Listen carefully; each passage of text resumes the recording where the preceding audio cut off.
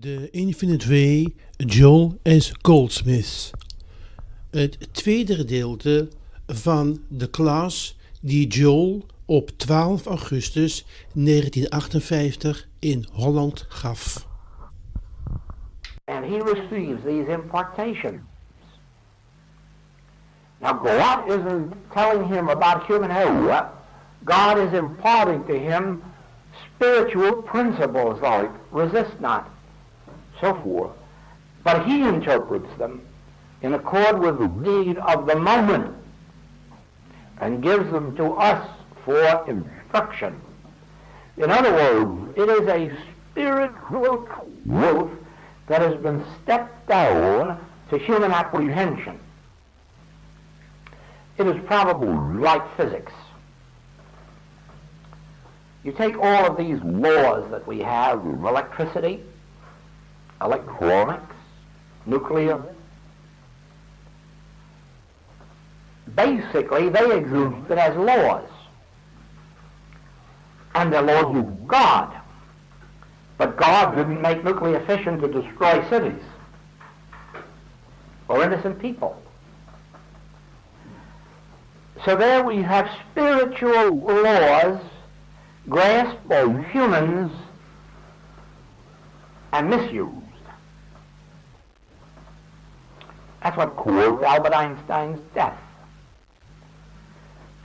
When he learned the great power of nuclear fission and the smashing of the atom, he knew that good men could make boats that would go under the North Pole, airplanes that would fly in the air. In fact, it would take all the labor off men's backs. Never again would there be men down in coal mines. Never again would there have to be men out under the hot sun giving up their lives for a few dollars. But he also knew that the evil man could misuse that power. And so he sent for the President of the United States, and he said, I have this secret, but I will give it up only in exchange for a promise that it will never be used destructively. And he received that promise, and the next day the promise was broken. And he died, Mr. Einstein, with a broken heart. Left this as a written message. Well,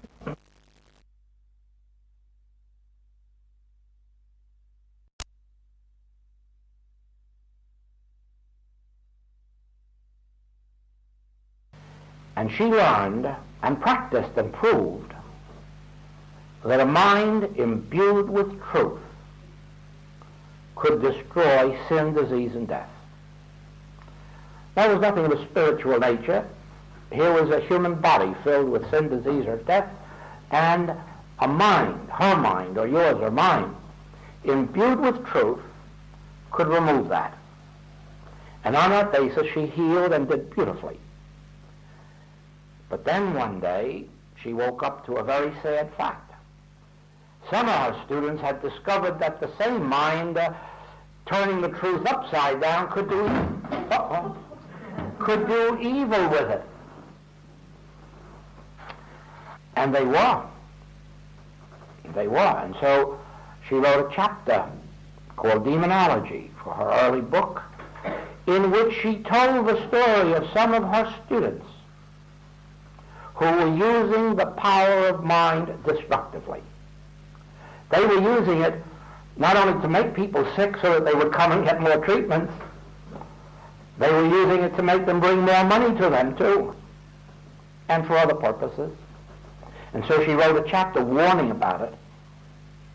And for that reason, even to this day, in the latest edition of Miscellaneous Writings, you will find a sentence that says, the same mind that can do good can do evil. You wouldn't believe that, would you? That the same mind that can do good can do evil. It depends on how you use it. Yeah? Now, if you are in the physical realm, you can take any piece of matter or any piece of material thing or any material law, and you can use it for good and you can use it for evil. They're even pumping the germs of diseases into us to cure them, to cure the diseases. They are now using the germs of cancer to cure polio. Do you understand what I mean? That you can use matter for good or for evil, so you can mind. You can use your mind to bless, as these two girls that I spoke about. Or you can use the mind as we are using it here, to give out truth and receive truth. Because don't doubt for a minute, this truth, although it's spiritual, is coming through my mind. And you are receiving it in your mind. Later, when it goes down to the level of your soul, it will jump up with healings. While it stays in the level of your mind, it will not produce very much in the way of healing. It's when it becomes conviction. Now then,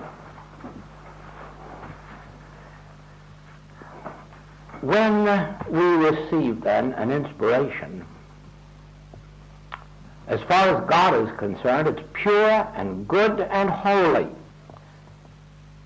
And it has for its being the harmony of the entire spiritual kingdom. But when it is filtered down into the mind of a person who knows good and evil, then it says, choose ye this day whom you will serve, good or evil. And you'll find out that the very powers that you can use for evil, you can use for good, and the powers you can use for good, you can use for evil.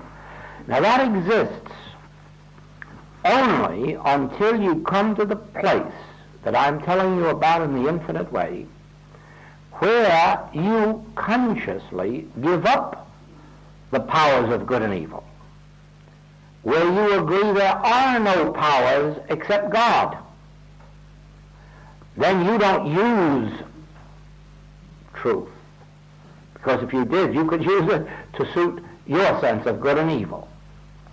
And sometimes you'd use it for what you think is good and it would turn out evil. Oh yes, there have been lots of parents that have ruined their children's lives, by being too good to them, or what they thought was good.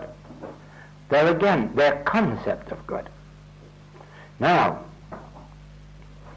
when you come to where we are in the infinite way, you no longer have a choice, because you are not using any powers, either for good or for evil. You have given up the use of powers, and you have settled yourself back into the realization God alone is power. I can't use God, I can let that power use me. Then it can't be used two ways. See the difference? God can't use power two ways. Therefore, if we stop using power and let the power of God flow through us, there can be no evil. That's why a person, if they really catch the message of the infinite way,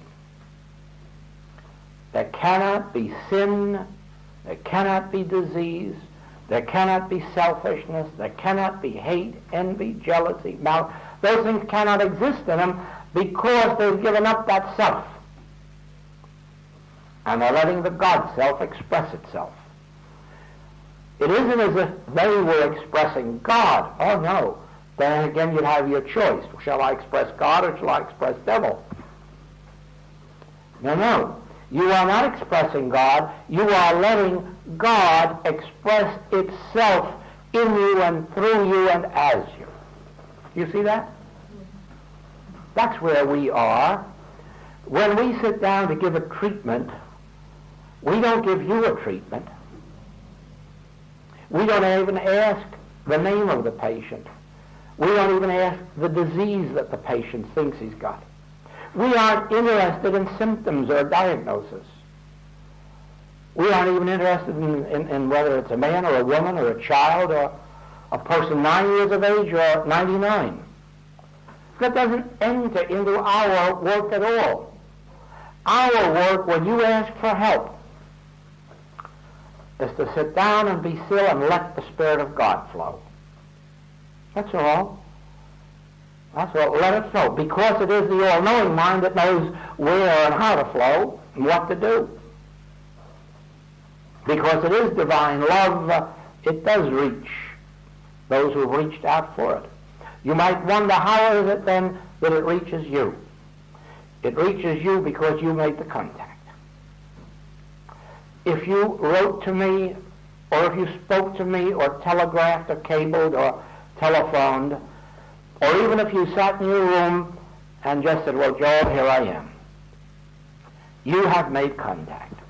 Because it isn't this body that helps you, and it isn't this brain. It is that part of me which is omnipresent. It's the soul of me. And so it is with you. I don't have to know anything about you humanly, because all through my writings you will read that I don't know how to heal. And don't think that that's false modesty, because it isn't. I don't know how to heal. I know nothing about healing. I do know this, that all that appears in this world as human good or evil is illusion. It isn't illusion out there, it's illusion in the mind of the person who's beholding it. Out there is the temple of the living God. Out there, I would have to say with Peter, ye are the Christ, the Son of the living God. I know you. And your body is the temple of the living God, because I'm seeing out through my soul faculties. I'm not looking out through my human eyesight and judging by appearances. Do you see that? Now, you will find, as you continue in the study of Infinite Way writings, you will find a little exercise that all of our students go through. Look down at your feet and ask yourself the question, are you down there in your feet? And see what kind of an answer you get for yourself.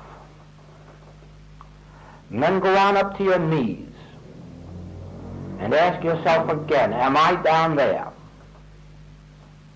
And go up to your waist, and go up to your chest, and go up to your head, and go all the way up to the top of you, and ask yourself, am I there? And you'll come up with a realization before you're through that there isn't any place from your toenails to the topmost part of your hair where you are. No surgeon could find you there, because you aren't there.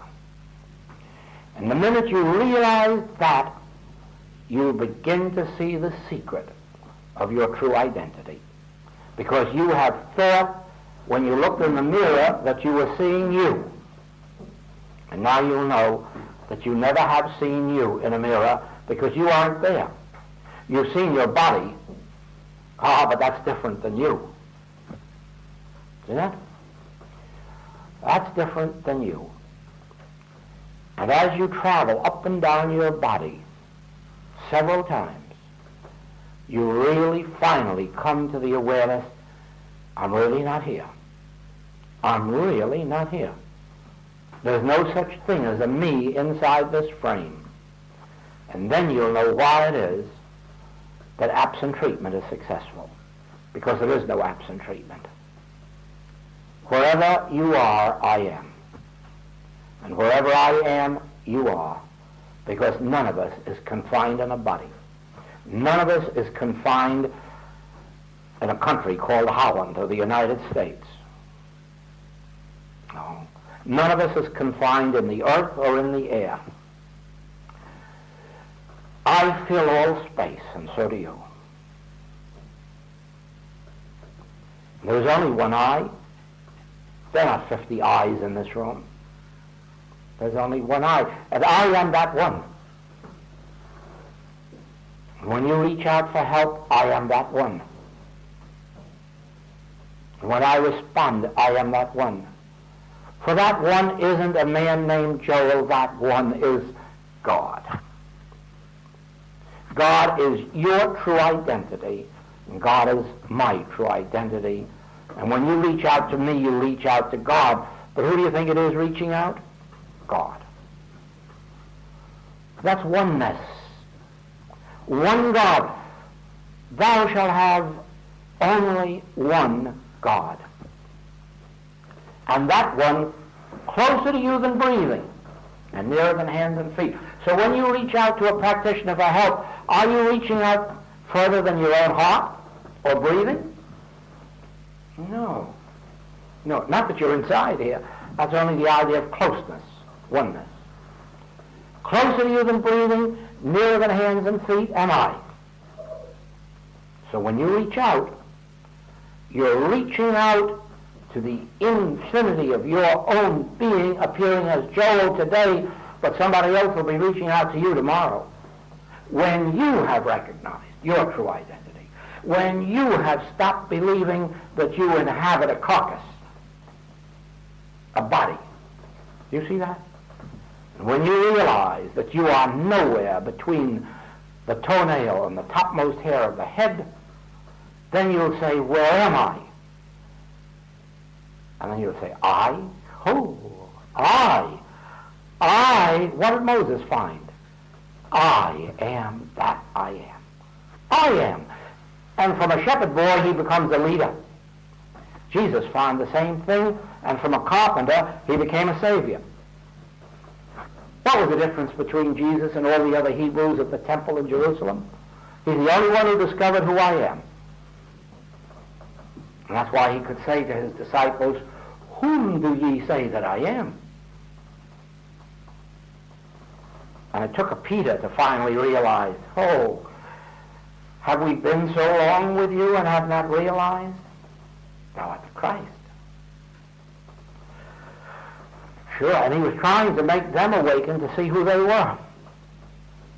They didn't quite make the grade. So you see that God is in his heaven, and all is well with this world.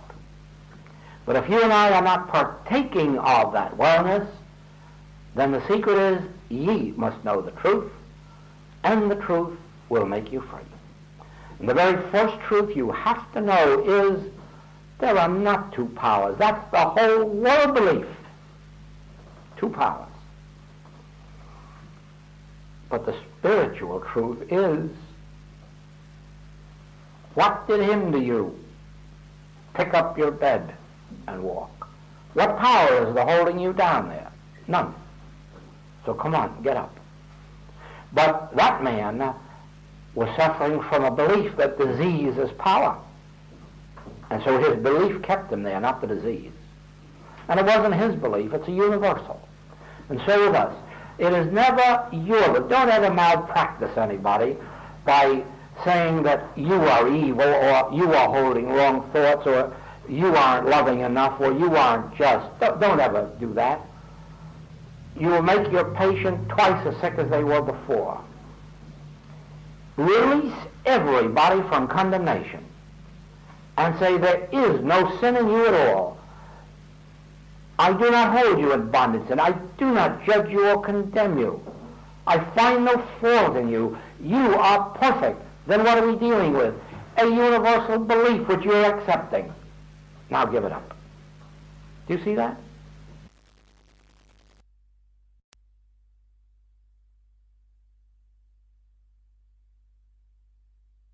His belief kept him there, not the disease. And it wasn't his belief, it's a universal. And so with us, it is never your, don't ever malpractice anybody by saying that you are evil, or you are holding wrong thoughts, or you aren't loving enough, or you aren't just. Don't ever do that. You will make your patient twice as sick as they were before. Release everybody from condemnation and say there is no sin in you at all. I do not hold you in bondage, and I do not judge you or condemn you. I find no fault in you. You are perfect. Then what are we dealing with? A universal belief which you're accepting. Now give it up. Do you see that? Don't make the metaphysical mistake of saying you should be more loving, you should be more grateful, you ought to attend church, you ought to read so many pages of my books. Don't ever do that, because you're putting the burden of guilt on innocent people. Every one of us is a victim of the universal belief in good and evil. And therefore, it isn't our wrong thinking. The man who steals, don't condemn him for being a thief. He isn't. There's a universal belief in lack, and at that moment he's a victim of it. You can help to free him by not calling him a thief, but by realizing you're not suffering from being a thief. You're suffering from these universal beliefs in two powers. You're suffering from the belief that you're a mortal who has to earn his living by the sweat of his brow. But I'll correct that for you and know for you that you are heir of God, joint heir with Christ, to all the heavenly riches. You do not have to labor for your bread or steal it. And so it is. The minute that you begin to release people from their own sins or mistaken impressions, false teachings, by never condemning them, never judging, never. When you ask for help, even though something within you will tell you what the particular error is, don't pin it onto them. Don't do that. Realize it's a universal belief, not theirs. And you will be forgiving them. And you'll be releasing them from their sins. I learned a lot of this by being a Christian Science reader in prisons. And I learned that there is no such thing in prisons as bad men. Every single man in there is suffering from the belief that he's bad. And the judge that sentenced him believed it too. They weren't bad. Some of them were stupid. Some of them were ignorant of spiritual law. Some of them were even ignorant of how to earn a living. But they weren't bad. There wasn't one that I ever met that wanted to be a thief, if he was sane. Not a one. They were driven by some circumstance of the moment that threw them into that life. When we came along then and said, we're not here to reform you, we're here to reveal to you your true identity. You ought to see the difference in those men and know how quickly many of them went free. Just because condemnation was lifted from them. And they began to have respect for themselves and to believe that there was hope in the world. And I found in my healing practice that as long as I never held a person in condemnation to their sins or to their ignorance of truth, but always set them free in the realization, I know thee who thou art, the Christ, the Son of the living God, and even your body is the temple of the living God, and then realize whatever it is that's holding you in bondage isn't you, it's a belief that we have pinned on you, the world has pinned on you. That began to break it right there and then. Yes,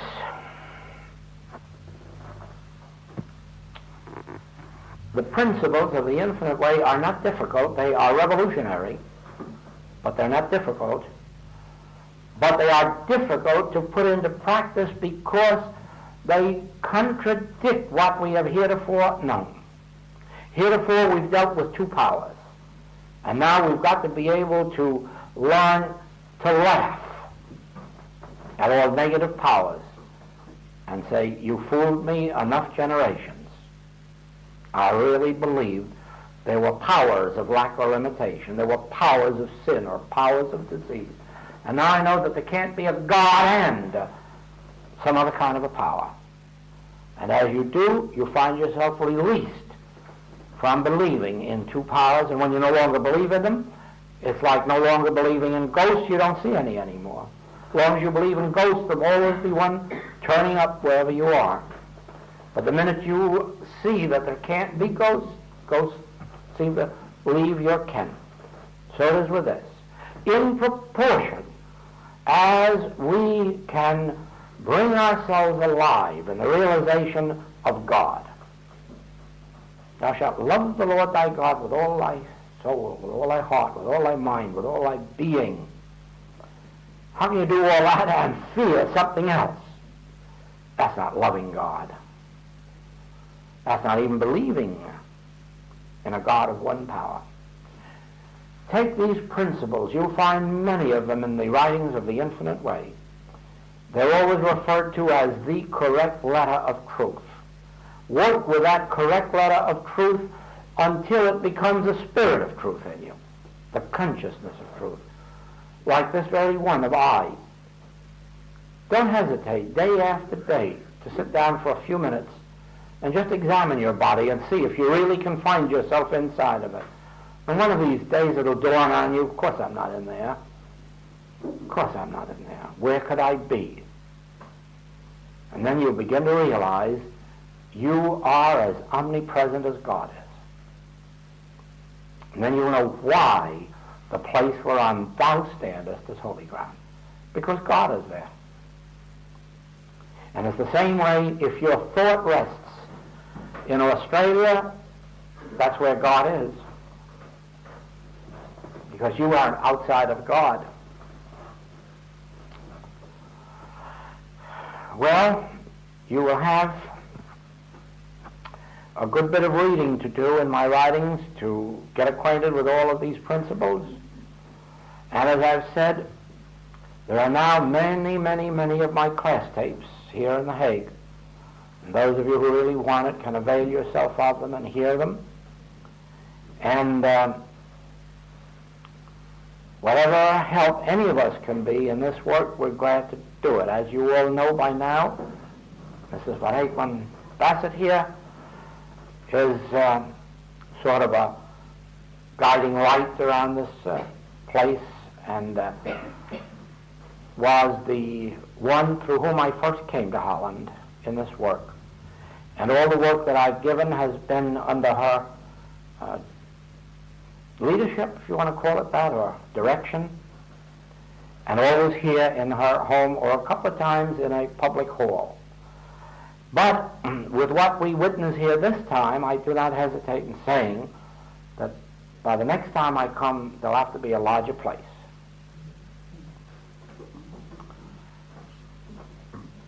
And let us understand this before I leave you.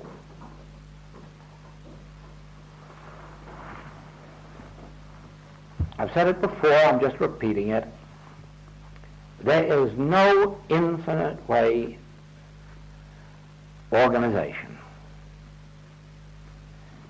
This work is carried on in the strangest way imaginable. I doubt that many of you could understand it or believe it, that nowhere in the world do we have an organization, that I just travel around with the organization under my hat. And I carry this word forward. Now, we have books that are published in the United States, some in California and some in New York, different publishers. And we have books that are published in London, some by George Allen Unwin and some by Ellen Fowler and Company, two publishers there. And then we have this Servier here in The Hague, who publishes The Infinite Way in Dutch. And he has another manuscript that he has not yet published. And in Switzerland, there's still another publisher who publishes The Infinite Way in German. I travel the entire United States and Canada, England, Scotland, Holland, Germany, Switzerland, and Sweden. North and South Africa, India, Australia, and New Zealand. I'm a one-man circus. And I carry this message to groups like this. Groups that were never advertised for, that came together as this group comes together, without advertising, without being sent for, just because in one way or another, and sometimes in miraculous ways, they hear of it, receive some benefit, and then come. For many, many years, I also carried all of the healing work and did the practitioner work all around the globe. Fortunately, today we have some practitioners in the States and Canada and England here, and I'm being given a great deal of help in that direction, but there's still too much of that for me, and we need lots more practitioners. And again, they are not authorized practitioners in the sense that they carry a license or a designation or a title. The only way they attain it is the same way that I attained my place around the world, by consciousness. The very moment you have the consciousness that heals, you are a healer. The minute you have a consciousness that heals, people will discover it. And they find you. They find you even if you're hiding away in Hawaii. They find you and send for you or write for you, because it's all a matter of consciousness.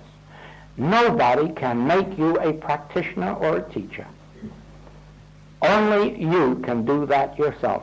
If I could ordain practitioners or license them, there would be no certainty that they'd ever heal anybody, because I have no power to make them healers. And authorizing them certainly doesn't make them healers. What makes them healers is their attaining the consciousness of one power, this consciousness of divine grace. When they have that, they're healers. And the world knows it and finds them. So it is. Our work is conducted in groups like this. Now, there are no limits to how many groups there can be in a city. There can be 100, 1,000, if there are that many people with a consciousness of wanting a group and of being able to maintain one. It's their consciousness that does it. It's not authorization. It's not permission. It's consciousness. We have in London, just pages and pages of places where there are tape recording groups, and all out from England, and all over the United States, Africa, and all over. And it's all accomplished that way. As soon as an individual realizes, this is my life, this is my work, first thing you know, they have a few people around them, and then they are a group. See that? And probably a group grows to be 20 or 30 or 40, and then somebody out in another neighborhood says, well, why should we come all the way in here? We'll get a tape recorder out here, and then a group forms out there. And that's how our works carry on. Totally unorganized. No memberships. Everyone free to expand in accordance with their own God-given desires. Well, of course, Mrs. Van Aikman here knows that this is always a joy to me to come and talk to our students. And you who are new to our work, I'm sure that it won't be long before you know what a great joy it is for me to share this and leave this with you, and then to pray every single day of the week that God open your consciousness to the truth of your own identity and of the only power there is, and that this power is closer to you than breathing, nearer than hands and feet. Blessings, and thank you until we come again. God discloses itself to us